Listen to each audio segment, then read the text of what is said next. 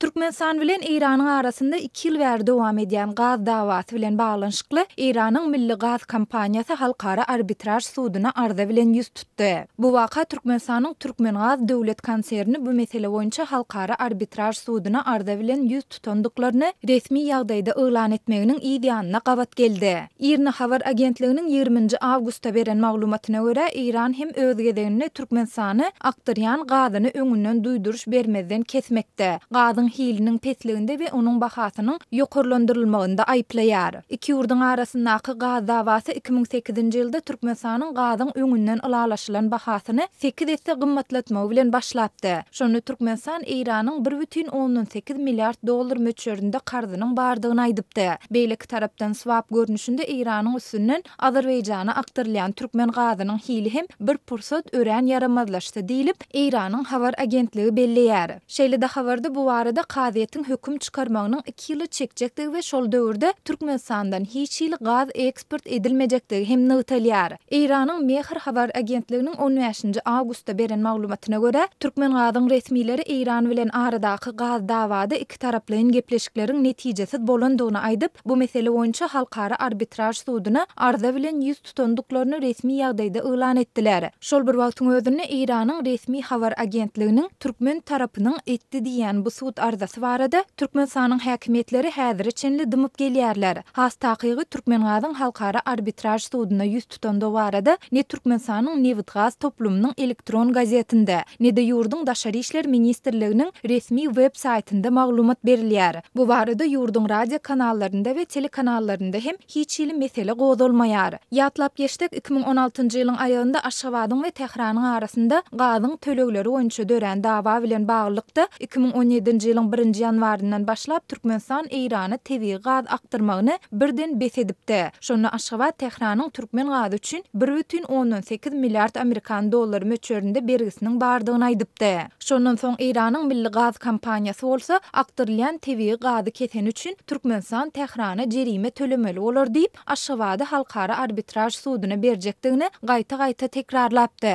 Aşgabat hem öz gedeninde Irana aktarylýan türkmen gazynyň çäklendirilmek ähtimalligi barada Tehrany öňünden duýdurulandygyny aýdypdy. Şonu Türkmenistanyň daşary işler ministrligi ýürite beýanat ýaýradyp 2013-nji ýyldan bäri Iranyň Milli Gaz Kompaniýasynyň Iran Islam Respublikasyna öz aktarylan türkmen gazy üçin bergisini tölemekde zerur bolan tagallalary etmedi diýipdi. Iranyň Milli Gaz Kompaniýasy bolsa 2007-nji 2008-nji ýyllaryň gyşynda Türkmenistan ýurtdaky gaz ýetmezçiliginden peýdalanyp ılalaşykda keshitlenilen bahany telim etse gymmatlatdy diýdi. Munyň netijesinde öň 1000 kubometr tebii gaz üçin 40 dollar möçberinde töleg alynan bolsa, onuň möçberi 360 dollara çykarylypdyr. Bu dawanyň fonunda Iranyň ýokary derejeli resmileri türkmen gazyna zerurlygy ýokdugyny aýdyp, telim tapgyr çykyş etseler-de geçen ýylyň 5-nji noýabrynda Iranyň döwleti değişli Milli Gaz Kompaniýasynyň direktori Hamid Reza Araki Türkmenistan bilen dören gaz dawasyny sud zalyna deldi, gepleşikler arkaly çözmek isleýändigini ma'lum edipdi. Şondan bir aý geçen soň, ýagny 4-nji dekabrda geçirilen hökümet maslahatynda Türkmengaz döwlet konserniniň başlygy Murat Arçaýew İran Islam Respublikasynyň Milli Gaz Kompaniýasy bilen baglaşylan iki taraplaryň ılalaşyklara we şertnama laýyklykda türkmen tebii gazynyň Irana ozal uğradylan möçberlerini töle boýunça ägirt uly mukdarda algylarynyň bardygyny aýtdy. İran tarapynyň wekilleri bilen geçirilen duşuklaryň we gepleşikleriň barşynda meseleni çözmek boýunça belli ılalaşyga gelinmedi.